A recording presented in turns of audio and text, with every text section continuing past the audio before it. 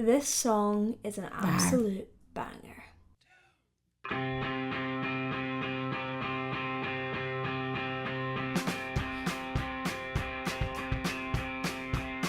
Okay, before we get into the singing in this, what I really love is that was really interesting. I have never realized that on the record before. You have someone shouting 3, 2, like the drummer counting it down, shouting it, and then having that really intimate experience. Like listen to it with your headphones and go back to the start there. It's 3, 2, with the whispering in your ear to suddenly bring you in. What an interesting start. I love that.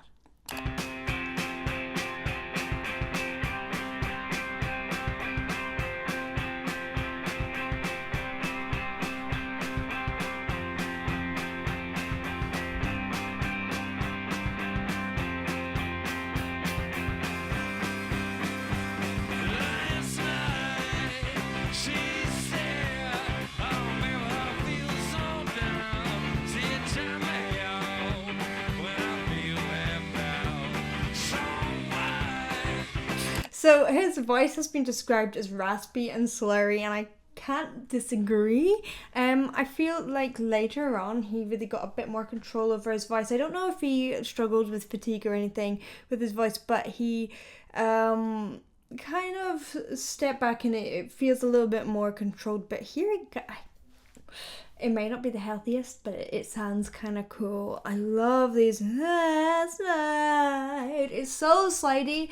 It reminds me of the old crooners, but with that rocky edge of the raspiness. He's also slightly behind the beat. So instead of it being dead on this really driving rhythm, it's like last night, which is something that Frank Sinatra used to do quite a lot. And it just makes it feel like it's really nonchalant, really relaxed. It's lovely.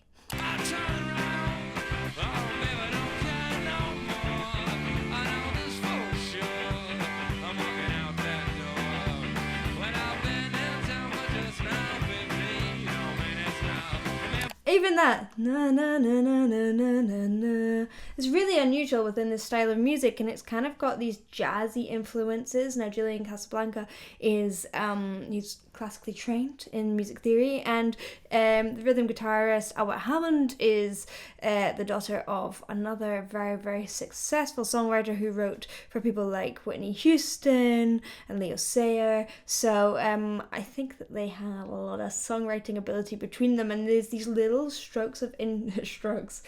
Excuse the pun. There's these little moments of really interesting melody within it underneath this driving instrumental.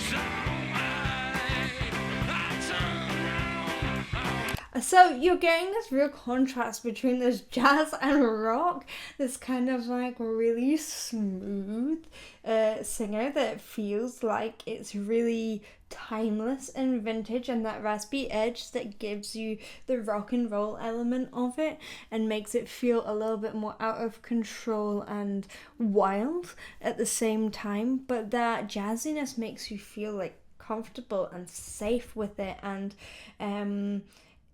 it also makes it feel like, well, I don't really care. It's really interesting how he's singing his R's in there.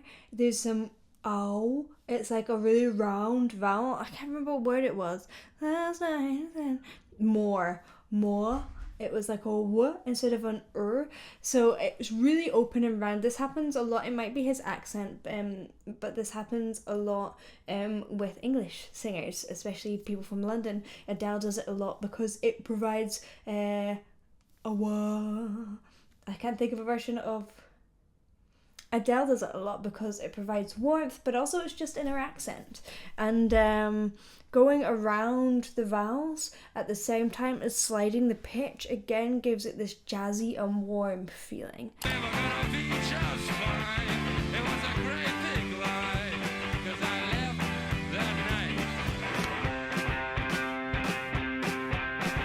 I hope you're dancing. It really just makes you want to dance.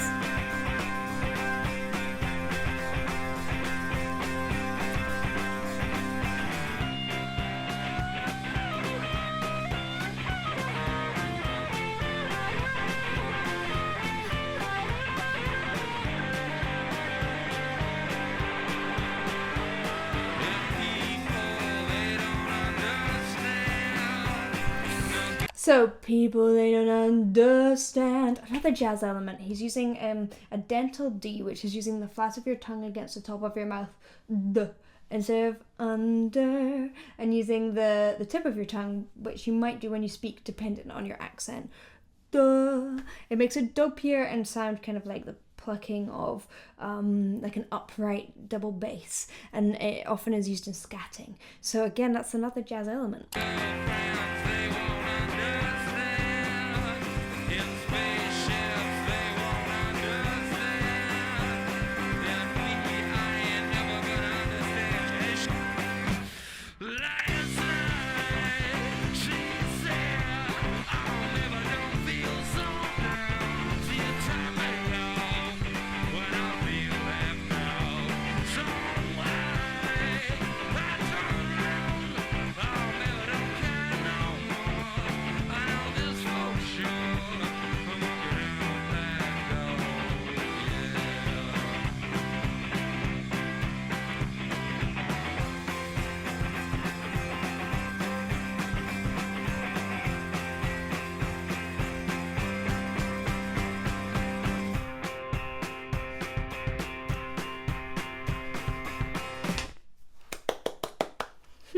What a timeless feeling song. It's such amazing writing. Thank you for watching. I hope you enjoyed. If you did, please do like and subscribe, and I will see you in the next one. Bye.